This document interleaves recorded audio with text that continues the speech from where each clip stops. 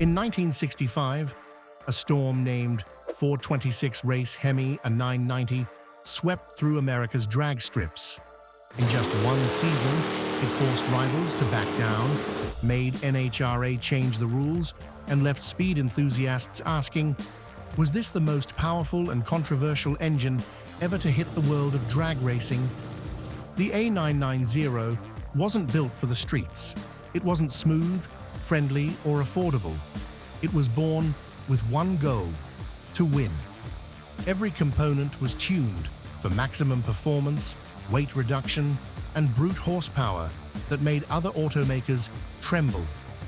In today's video, we'll uncover why this 426 cubic inch beast became a drag racing icon of the 1960s, and why the name A990 still sends chills down the spine of car lovers today. In the early 1960s, American automakers entered an all-out war, a war of displacement and power. Chevrolet unleashed their potent W-Block 409 and 427 engines, while Ford was gearing up to debut the ambitious 427 SOHC Cammer. On the drag strip, every thousandth of a second counted, and no one wanted to be left behind. Chrysler knew that to survive this horsepower war, they couldn't rely on their aging max wedge engines. They needed something truly revolutionary. And that's when the Chrysler Racing Division made a bold move, adapting HEMI technology from NASCAR to drag racing. But this wasn't just about swapping cylinder heads. Chrysler set out to build a machine engineered solely to dominate the quarter mile. And so, the A990 project was born, with one goal in mind: to conquer NHRA's super stock class in the 1965 season. At that point, they looked back at what they had: the Max Wedge, an engine once revered, but now struggling to stay in the race. Designed with wedge-shaped combustion chambers, the Max Wedge had been a formidable force in the early 60s.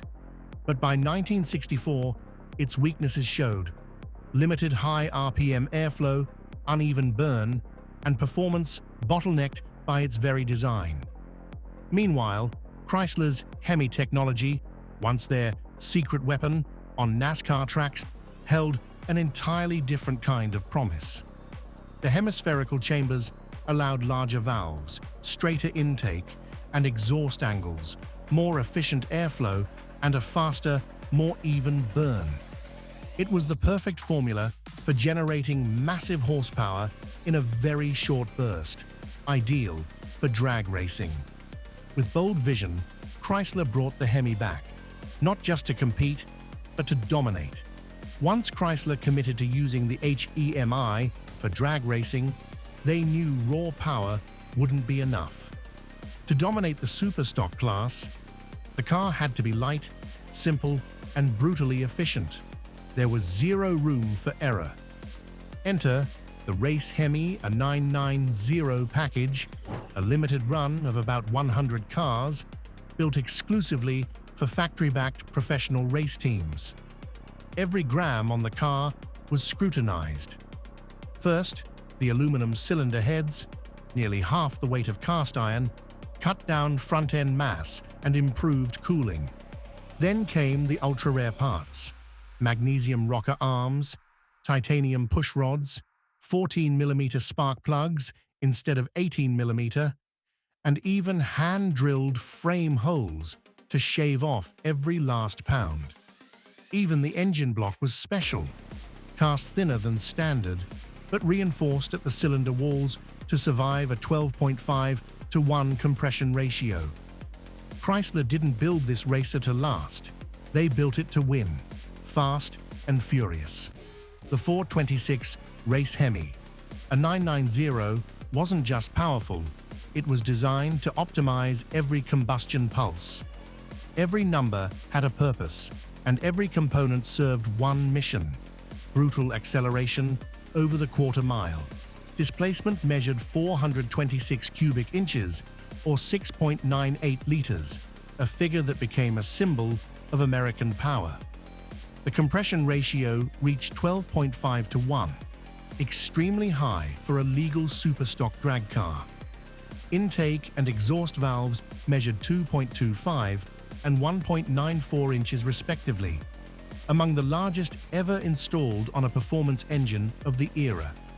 Fuel delivery came from dual Carter AFB carburetors, each flowing 770 cubic feet per minute, feeding gasoline like a waterfall. The solid lifter camshaft featured an ultra-aggressive grind, tuned for maximum airflow at high RPM.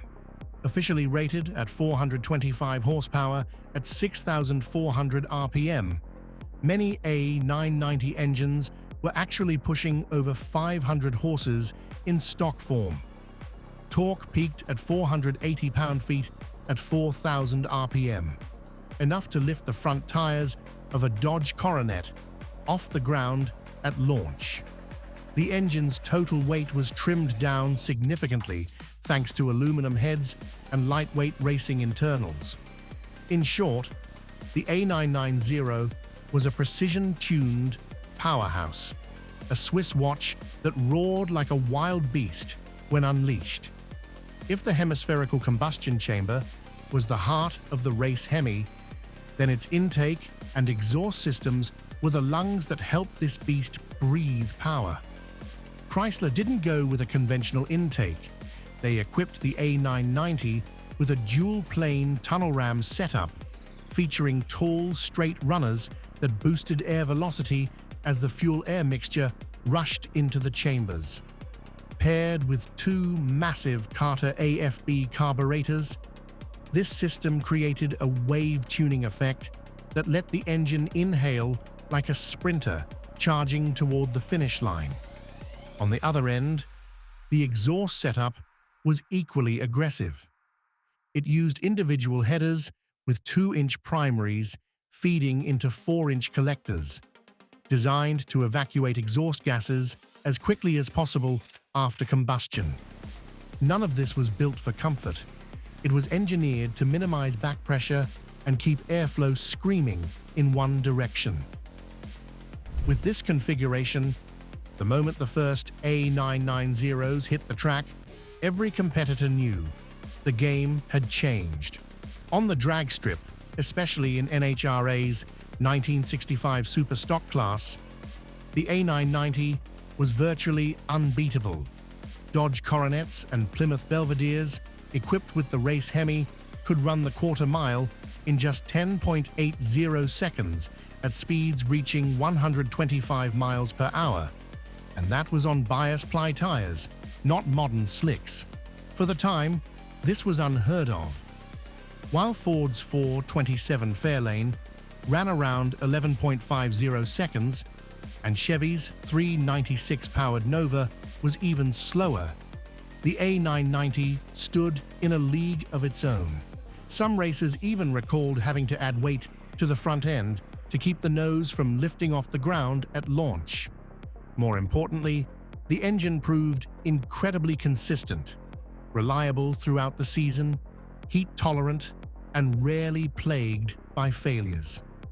It was the perfect blend of brute force, reliability, and repeatable speed, something no rival could match back then. It wasn't just numbers on a spec sheet, it was a living nightmare for anyone lining up next to it on the starting line. And that nightmare became a full-blown reality across NHRA tracks in 1965, as drivers like Butch Leal, Dick Landy, and Ronnie Sox turned the A990 into an unstoppable storm of speed. At the NHRA Winter Nationals, fleets of Coronets and Belvederes equipped with Race HEMIs delivered crushing victories, leaving opponents far behind. Dick Landy thrilled crowds as his Dodge lifted its front wheels and launched like a rocket, a sight no one who saw it would ever forget. Ronnie Sox, with machine-like precision, squeezed every ounce of horsepower from the A990 to win the US Nationals. HEMI versus HEMI battles became the centerpiece of the entire series because no other cars could keep up. The A990 had turned the drag strip into its personal playground, where victory became routine instead of remarkable. But when a car wins too easily, so effortlessly that no one else can keep up, one inevitable thing happens. The protests begin pouring in. Rival teams claimed that the A990 was no longer a production car. It was a race machine in disguise. And they weren't wrong. With aluminum heads, magnesium rocker arms, hand-drilled frames, and a production run of just about 100 units, the A990 looked more like an experimental prototype than a showroom model. NHRA had no choice but to act. After the 1965 season, the rules were changed. Aluminum heads were banned, compression ratios were capped, and stricter control was placed on approved parts lists. The result? The A990 was forced out of superstock and pushed into the modified class, less restricted, but also less prestigious. This shift didn't diminish the A990's legacy. If anything, it proved the point.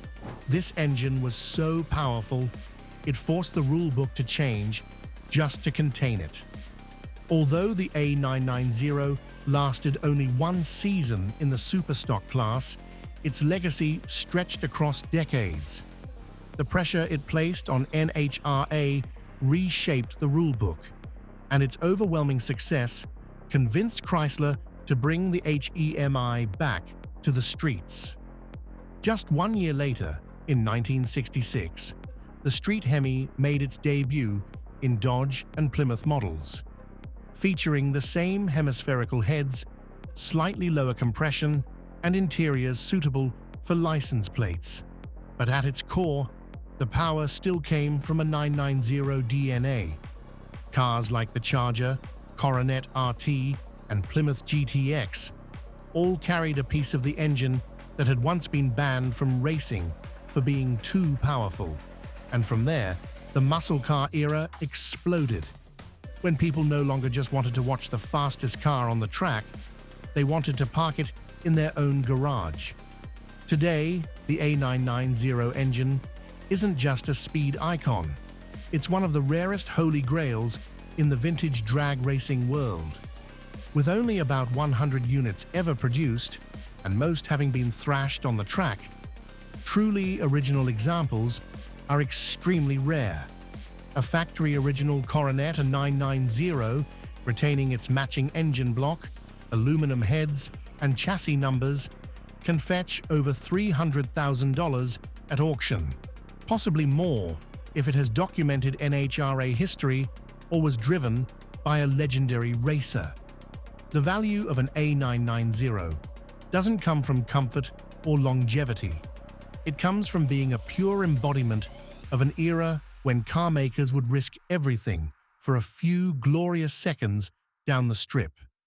That's why the A990 remains one of the most sought-after living relics from the golden age of drag racing. And it's not just resting in collectors' garages. The A990 is being reborn in powerful new forms across today's hot-rodding world. Clone builds and tribute cars based on original A990 specs are still crafted with near-religious attention to detail. Modern aftermarket offers vintage-style aluminum Hemi blocks, CNC-milled 1965-style heads, and factory-accurate intake and exhaust systems. Some builders take it further, combining the A990's bones with modern tech like 8-injector EFI, electronic ignition, and programmable ECUs, pushing output past 800 horsepower while keeping that nostalgic look intact. At nostalgia drag events or shows like Hot Rod Drag Week, machines powered by A990 hearts don't just show up to remember, they show up to prove that true power is never forgotten. From the NHRA tracks of 1965 to today's modern garages, the A990 was never just another engine. It was a symbol of bold ambition, a reminder that sometimes a car company goes all in just to build one thing: victory. Though its time was short, the A990 changed the game forever. It forced rule changes, humbled competitors, and etched itself into the memory of every gearhead. If you've ever heard the roar of a true Hemi, you know it's not just mechanical noise, it's the echo of an era that will never come again. If you think this journey was worth it, hit that like button, subscribe to the channel so you won't miss what's next, and share this video with your fellow American car lovers. Drop a comment below too. Have you ever heard, driven, or dreamed about the A990? And if so, what made it unforgettable to you? We'd love to hear your story, because legends like this deserve to be told again and again.